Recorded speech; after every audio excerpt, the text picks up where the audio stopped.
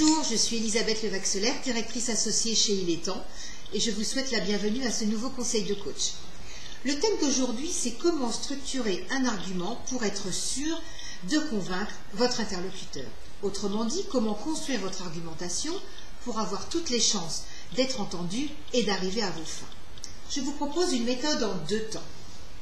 Dans un premier temps, vous allez commencer par lister l'ensemble des arguments, des conséquences positives, des bénéfices de votre proposition. Alors des bénéfices pour l'autre, pour celui que vous avez envie de convaincre, des bénéfices pour votre entourage et enfin les bénéfices pour vous-même. Deuxième temps de la méthode, une fois que vous avez listé ces bénéfices, vous allez enrichir chacun d'entre eux d'une preuve. Quand je dis une preuve, c'est un élément irréfutable, c'est un élément crédible. Alors ça peut être un chiffre, un exemple, une anecdote ou une information avec sa source. Pour que ce soit plus concret, je vous propose de prendre l'exemple. Vous avez décidé de prendre des cours de chinois 2 soirs par semaine. Pour que votre choix soit vraiment accepté, vous allez chercher les bénéfices pour votre conjoint, les bénéfices pour vos enfants et enfin évidemment les bénéfices pour vous-même. Je vous propose d'explorer déjà les bénéfices et les preuves pour votre conjoint. Vous pourriez lui présenter l'argument suivant. Tu disposeras de 2 soirées par semaine pour faire exactement ce que tu veux. Toi qui adores le cinéma, tu pourras enfin t'offrir cette carte d'abonnement dont tu as toujours rêvé.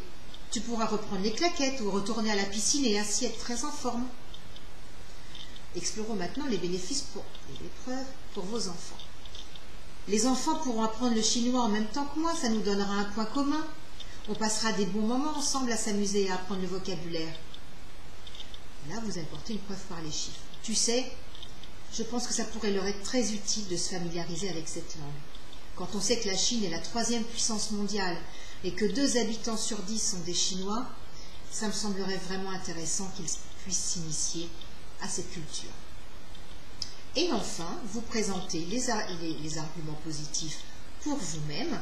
Ça pourrait être « Tu sais très bien que je suis passionnée par la culture chinoise depuis toujours.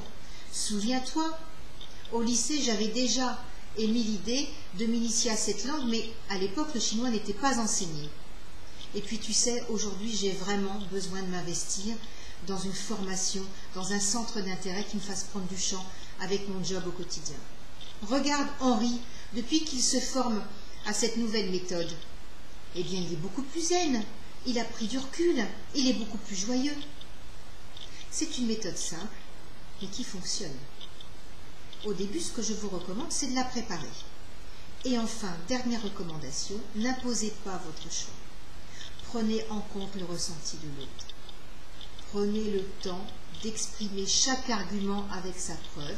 Vous allez ainsi créer la cohésion. Testez et dites-moi des nouvelles. À bientôt.